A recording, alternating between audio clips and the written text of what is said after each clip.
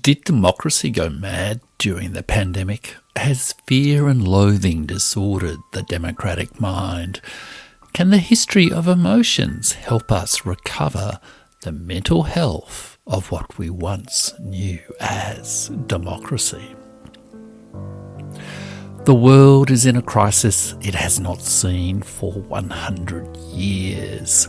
Old assumptions about who rules the world and how they rule are changing. Calm reflections on history can help us through this crisis. On the Burning Archive, I offer calm reflections on history to help you through this crisis. This week on the Burning Archive, I am talking about the coronavirus pandemic. Of course, sensitively, respectfully, and empathetically. I hope to offer a calm, fresh perspective on the impact of the pandemic years on the health of democracy. Did fear and loathing wreck the mental health of democracy after 2020? And can the democratic mind recover?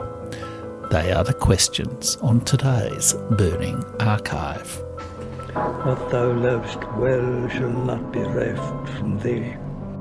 I am Jeff Rich, an independent author and podcaster, and I do my podcast, The Burning Archive podcast, where the past is not dead, the past is not even past, from the unique perspective of a retired government official and historian who is curious about all the world's cultural traditions of responsible statecraft. And in this episode, I'm talking about one of the biggest issues of the multipolar world of the last few years, the coronavirus pandemic. Still a sensitive topic, and I will approach it sensitively. But what I really want to focus on is its impact on the health of our democracy, the mental health of our democracy and our society. Now, we've all had some pretty intense experiences during this time, and we all have our personal insights and perspectives, some quite deeply held. And I, in this podcast, do not want to talk about the many contentious issues of the pandemic, such as lockdowns or mandates, different treatments, or the evidence for this or that policy. But rather, I want to focus on the implications for the mental health of our democracies, for the form of our self-governed societies, and our experience of citizenship and government. After the pandemic, we experienced a form of collective trauma, in a way, both the illness itself and the response to the illness. And part of that trauma was also our emotional reaction to fellow citizens and to those who govern us. Indeed, it was also partly the emotional reaction of those who govern us to their fellow citizens. Part of the trauma was being locked down, an unprecedented global event that objectively and explicitly breached many basic rights recognised under the Standard International Convention on Civil Human Rights. It was a trauma, a mental health crisis, not only in our personal lives, but in the mental health of our democracies or our states or our polities if listeners do not live in a democracy. And now, in mid-2023, more than 3 years since the start of the pandemic, we're all constructing narratives of memory, history and forgetting, so that we can both we can go on and move on from the intensity of those COVID years. I sense that many people want to forget or bury the COVID years, and fair enough too. We've all talked way too much about coronavirus for the last 3 years. I think enough for a lifetime.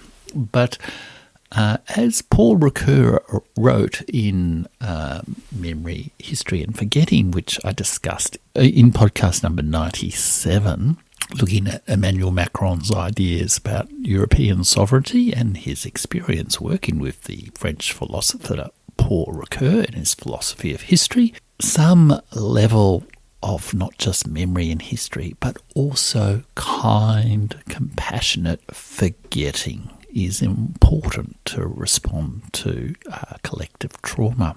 Still, I do think that our democracies, our polities, and our shared cultural imagination are perhaps not processing the COVID years as well as they might yet.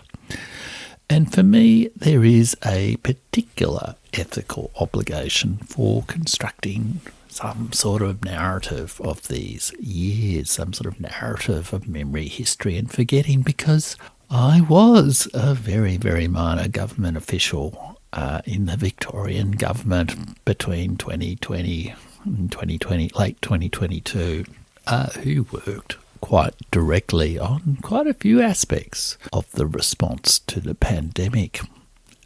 And although I'm not really going to go into all the details of that in this episode, broadly I do feel that we, if I can say we, collectively for the government officials, did a terrible thing. And there's something, I think, that perhaps requires some level of process of restoration with the community, some level of seeking forgiveness. I'm not going to go into the details of all that today, but you can see why I sort of sense some level of ethical obligation, personal ethical obligation to reflect on the impact of this unprecedented time of fear and loathing in our shared lives together, and its impact on what we once knew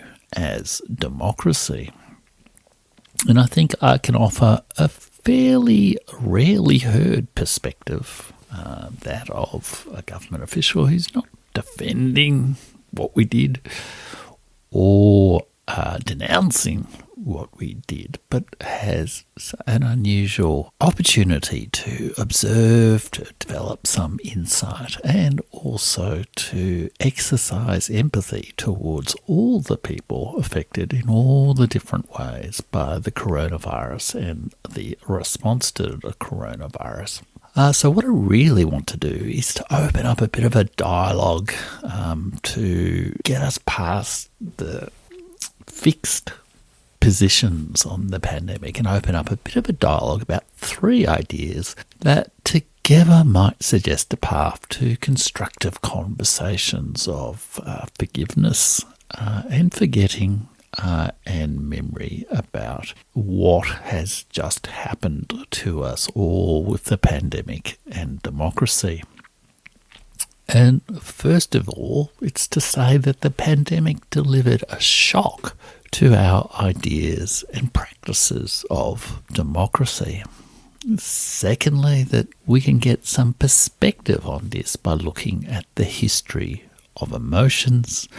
And third, after all the fear and loathing of the pandemic, our societies are not the same democracies we once thought they were, and we all need to work hard to reduce the amount of fear and loathing if we are both to recover our mental health and to build together some sort of decent shared life of the mind in our commonwealths. We could do that, of course, by looking at a fragment from the Burning Archive. So I'm following my newly traditional format in the Burning Archive of looking at a big issue, reflecting on, connecting it to some real history, and then looking at a text from the multipolar world that sheds some light on that from the cultural heritage of the multipolar world, a fragment from the Burning Archive.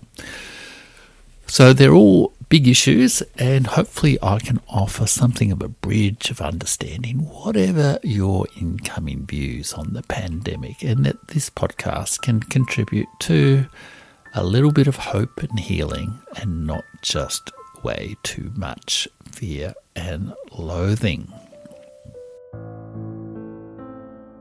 3 restrictions was to only go to a shopping centre or to like essential reasons, supermarket and takeaway food being one of them.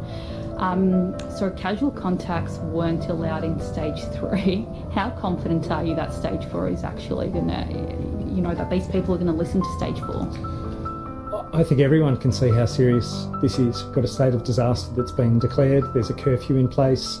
Very significant changes in education. We'll have very significant changes in workplaces tomorrow. In part, there's some shock and awe here for people to genuinely understand that it's a super challenging phase that we're in. We knew that it would be harder. We knew that it wasn't like the first wave, but in part that's because the fatigue that people have experienced and the sense of complacency about being able to go out and do shopping for pleasure and not for absolute necessity is part of the challenge. But I think the message is loud and clear now that it's about essential services, essential goods. So my in focus big issue from the multipolar world is the pandemic, and wow, what a big issue that was, and how it delivered a shock to our ideas and practices of democracy. And the clip that I just played over the music in the little interlude there was the Chief Health Officer of Victoria, Brett Sutton, announcing in August 2020 the long and severe lockdown that began in Melbourne, including the introduction of a 10 p.m. curfew.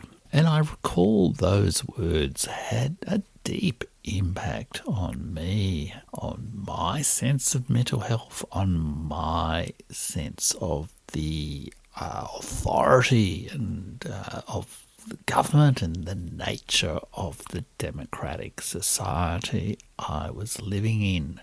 I had never ever lived in a society which had a 10 p.m. curfew. And in my view, no public health official should draw comparisons between their actions intended for the public good and the shock and awe tactics employed by America when it bombed Iraq and killed, hundreds of thousands or millions of civilians in its mass bombing campaigns.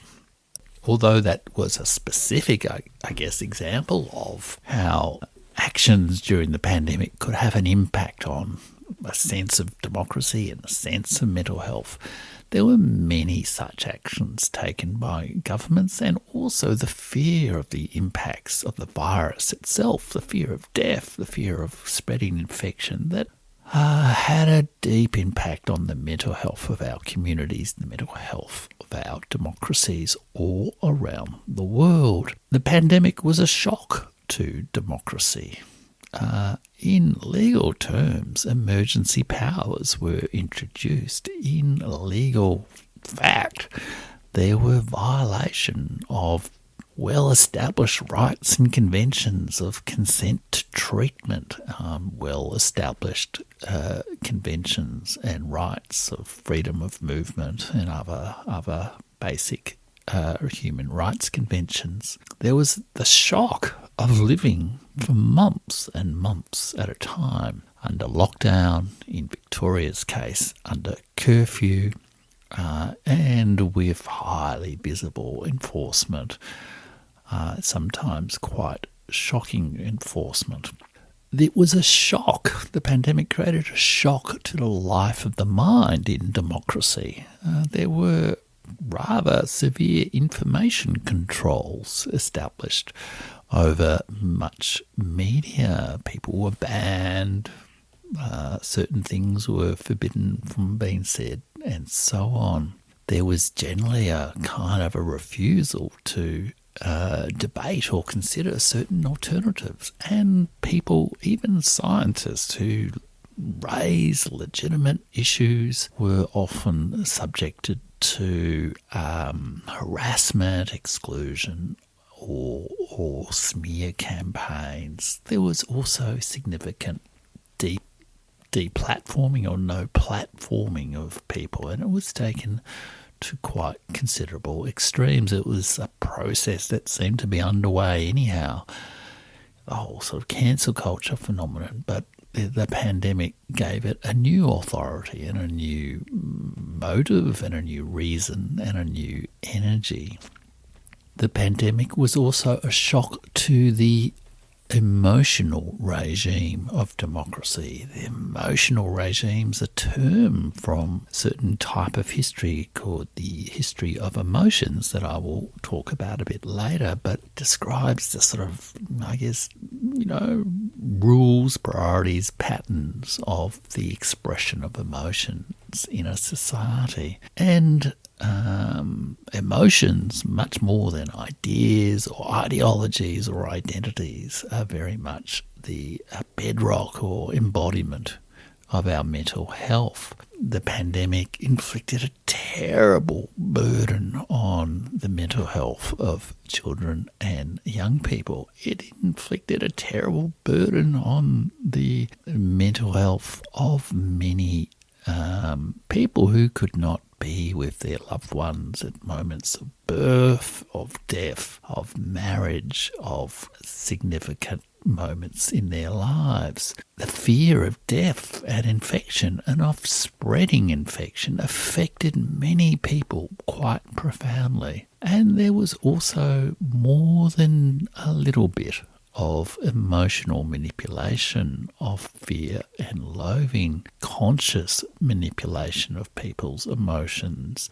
by governments, by behavioural insights teams in governments, and the evidence of that is becoming clearer by the day. There was an extraordinary level of negative labelling of people, anti-vaxxers or sheeple, tyrants and all the rest of it. And there was a lot of shaming and ostracism, of deplatforming and suppression of dialogue, thought and the free expression of opinion. This was a profound effect on the emotional tenor of democracies, of societies. I was personally, both in my life as a citizen, I guess, or as my personal life, but also observing as a government official, observing what other government officials said, what various advocates said, what was said in the media. I was shocked by the extensive use of military metaphors by some public officials and many in the media. The idea that, political leaders were wartime leaders, that we were conducting a war against the virus, and that justified wartime measures, wartime propaganda measures, even if the war seemed at times to be conducted against the enemy within. I was shocked by the abusive rhetoric of mental illness applied to people on all sides of the argument. People were described as nut jobs and crazies and all the other kinds of derogatory terms. And I was shocked, really, that so many people, we were all shocked, I guess. We were all shocked by being these people who were deprived of so many opportunities for life, liberty, and the pursuit of happiness, to quote from, I think it's the American Declaration of Independence, one of those fundamental texts of democracy. But the story was not just what the elites did, what doctors did, what governments were doing. The mental health of the democracy of our society was ultimately made up by the minds and behaviour of we the people. And I was puzzled by how variously people responded to this great social experiment. Would people follow the rules, protect protect themselves with or without the rules? Would they comply, protest, resist, enforce, or spy on their neighbours? Would they question, investigate, cheer, shout, or scream? And I was intrigued, sometimes even appalled, by how the people who govern, who I witnessed directly, sometimes responded to these diverse responses of people when they raised, fair enough, concerns, questions, doubts, and arguments. So over the 3 years, a lot of bad things, I guess, happened for our democracies, regardless of, how you feel about one or other policy employed during the COVID years. It wasn't a great time for the fabric of democratic society. But shocks can be responded to negatively. They can also be responded to positively. And I think it was in March 2020, so really very early on in the pandemic, I wrote a piece on my blog, which I'll be publishing in a book in a couple of months, called The Great Seclusion, harkening back to Michel Foucault's Great Confinement, which I discussed in episode 98, Madness and Western Civilization Today. I wrote a piece that asked, might this voluntary great seclusion, which was a term I sort of used to evoke Foucault's Great Confinement and describe this amazing social experiment of locking everyone up in their houses, might this voluntary great seclusion also give birth to something better in our cultural lives, even in the face of many deaths and great tragedies?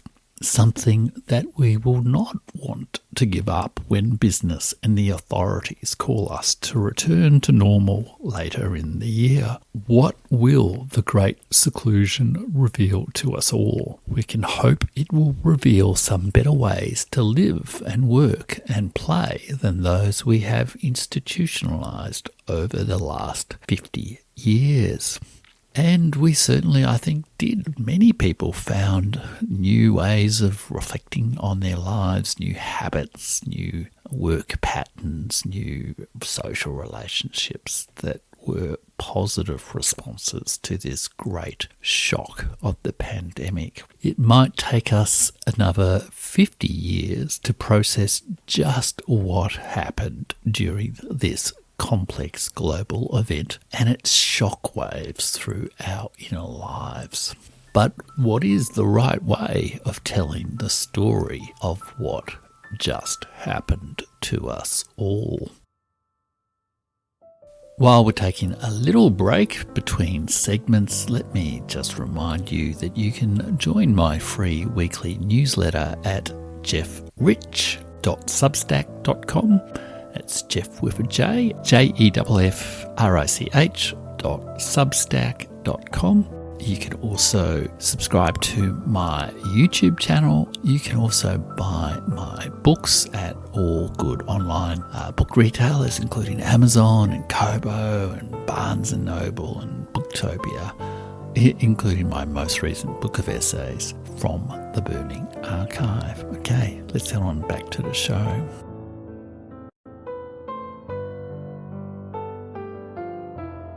So the second segment of the podcast connects the big issue in world affairs, the pandemic, to real events in history.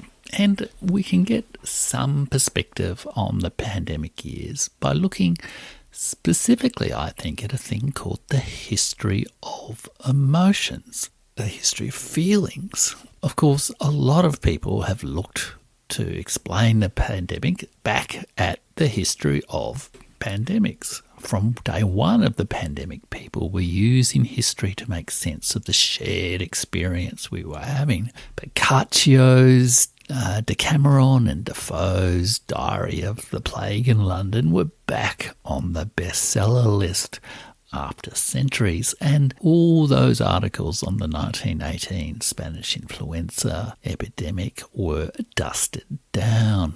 Other people also looked to the history of democratic breakdown or totalitarianism to explain what was going on, to explain why our democracies seem to be collapsing.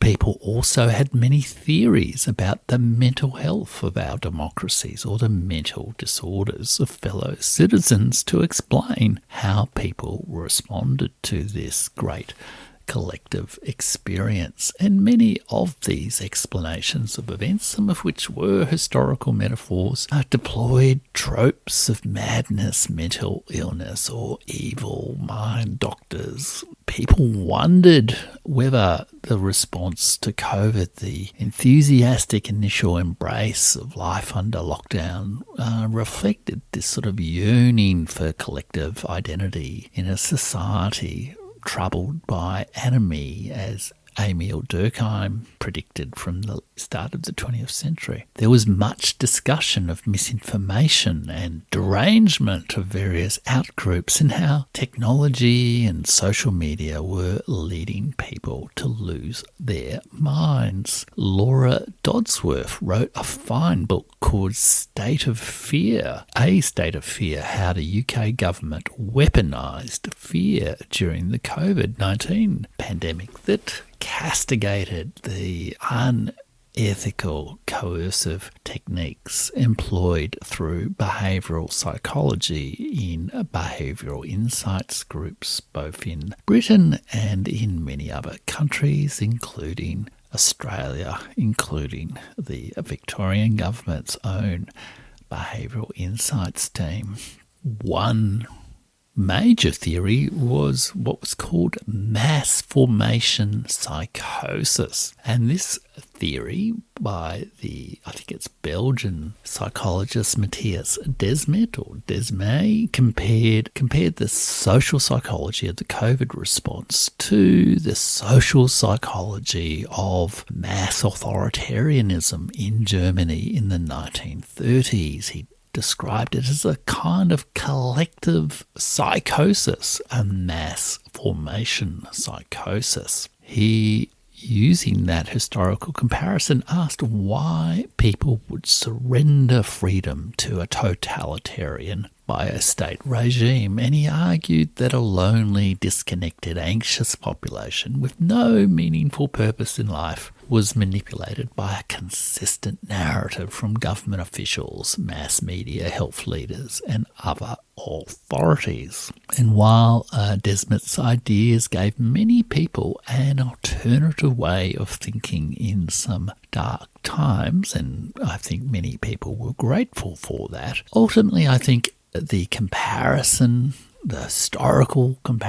historical model he used comparing with 1930s totalitarianism broke down on closer examination. There was certainly viral spread of dogmatism, intolerance, and zealous uncertainty. And I myself was quite prepared to at least contemplate the possibility that we were no longer a functional democracy. But the only alternative to democracy is not fascism, and it could even be this weird thing that I described in one post on my blog at that time as a post-democratic society. More on that later in the podcast. Ultimately, I think Desmet's story was too reliant on an oversimplified model of the diseased political personality and a manipulative leadership elite. It did not really respect how we were all driven in the pandemic. We were all driven a bit crazy in the pandemic by complex mixes of emotion and situations, including some of those mixes of emotion and situations stimulating not just collective psychosis, not just collective hypnosis, but a protective, supportive, caring responses for others. So rather than learn from history through metaphors of mental illness in social psychology or histories of democratic breakdown in Germany in the 1930s, I would point to an alternative approach, which is a sub-discipline of history known as the history of emotions. Now, last week on the podcast, in podcast 98, Madness and Western Civilization Today, we learned how mental illness has a history, and so too do emotions. Feelings and their expressions are shaped by culture and learned or acquired in social contexts. What somebody can and may feel and how they might show it in any given situation towards certain people or things depends heavily on social norms and rules, as well as the fundamentals of human psychology. It is thus historically variable and open to change. And the pandemic was an extraordinary example of how various emotional regimes, various emotional codes, various emotional lexicons can shape our action and in turn be changed by events and social conditions, by media trends and by social pressures. People bonded with emotional communities in Italy and England where they all clapped for the DHS. We're all deeply affected by images relayed from around the world around one or other crisis. People conformed with emotional regimes, tones of the right way to feel about what was going on that was set by governments and media, and sometimes exploited fears and hatreds for unacknowledged purposes. People adopted emotional styles with the new presentation of self on Zoom and videos and new forms of greeting and new patterns of social distancing.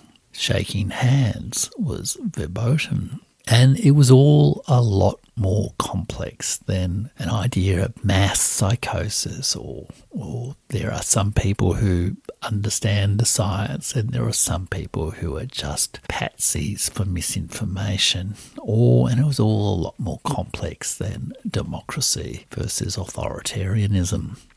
And what's more, it involved all of us as individuals and collectives, not just manipulation by elites, not just manipulation of nut jobs or sheeple, using those terms obviously in quote marks as terms that people used during the pandemic. It was all a lot more embodied, emotional and visceral than ideas and systems, ideologies of democracy and totalitarianism. And so I think the idea of the history of emotions can provide a better framework for understanding the strangeness of our experience over the last 3 years. We can't just fit it into a rational framework. We can't just denigrate it by describing it as psychotic. We need to accept that the life of the emotions is fundamental to our lives, and similarly the history of emotions is fundamental to our histories. And what's more, I think it's a better framework for recovering from this experience. There has been an awful lot of fear and loathing, shame and humiliation in the discourse of democracies over the last 3 years, and it has not been good for our health. It has not been good for our mental health. It has not been good for our ways of government, for our democracy.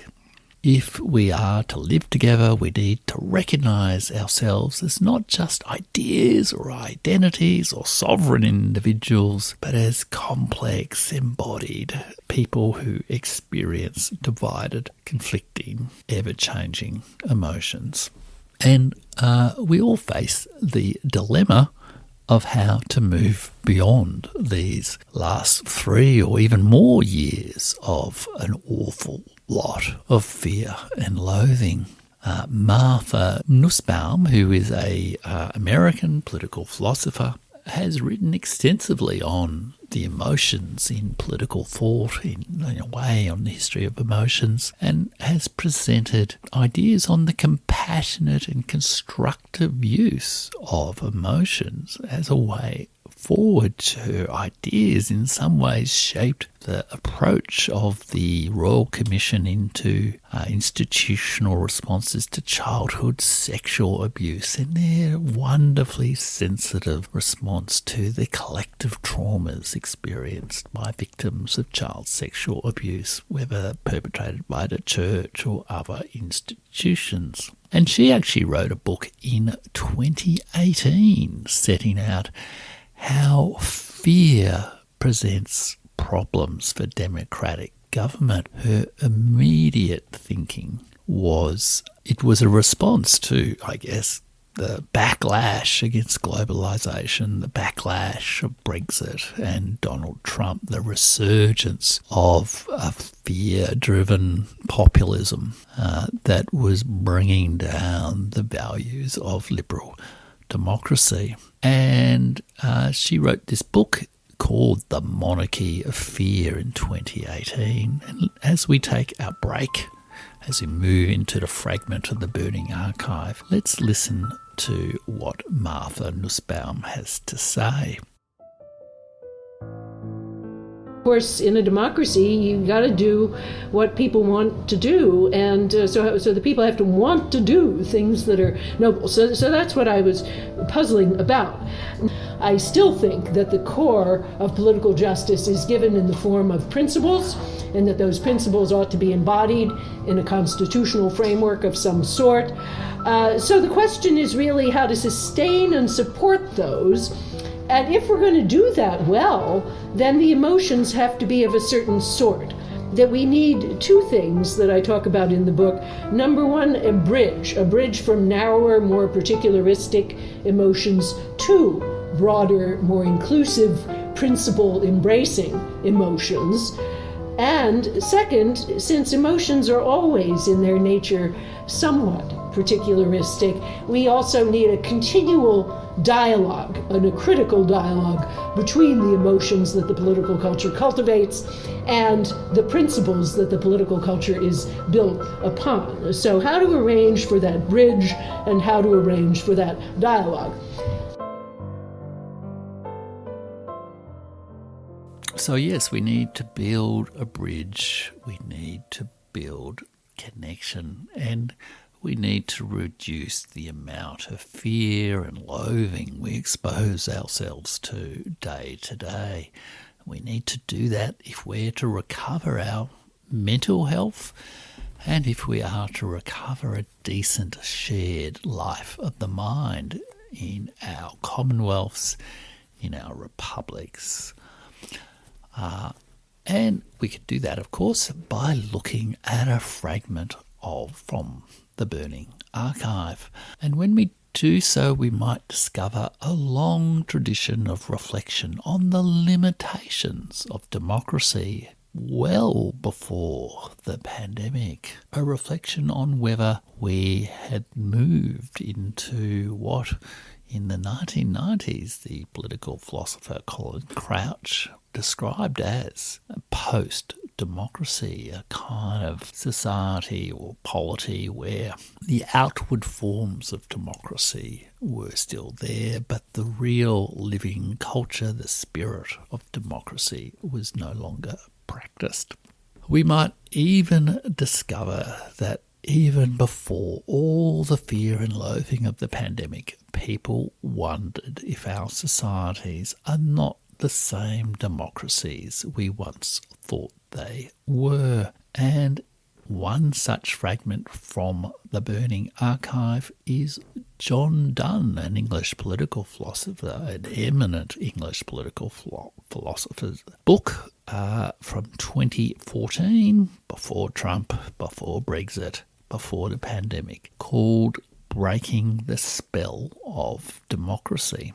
a book I'd read and contemplated quite significantly well before the pandemic, but which I returned to during the pandemic, and in a text that I wrote in April 2021. Coincidentally, the month that I began this podcast, I speculated on this idea of the post-democratic society based on John Donne's book, Breaking the Spell of Democracy. And there I wrote, but when I look at the actual conditions, noting that there was a lot of discussion about democracy versus authoritarianism, etc., in the early part of 2020. When I look at the actual conditions of our political institutions, culture and actors, especially in the wake of the great seclusion of 2020, the response of our governing elites to the SARS-CoV-2 pandemic, I see a theatrical performance of democracy combating autocracy, stage managed by manipulative politicians and celebrity journalists. But outside the walls of the circus, in the great feral city of our distressed republics, I see a post-democratic society growing over the ruins of democracy. Perhaps the new autocrats and the new populists, people like Orban or Trump, etc., arrived at a post-democratic society first, or at least without the illusion that American democracy is the end of history. Perhaps we should see their struggle as akin to ours, how to fashion a decent republic in a post-democratic society. Democracy as a concept cannot save us from the difficulties, injustices and failures of this new set of political institutions.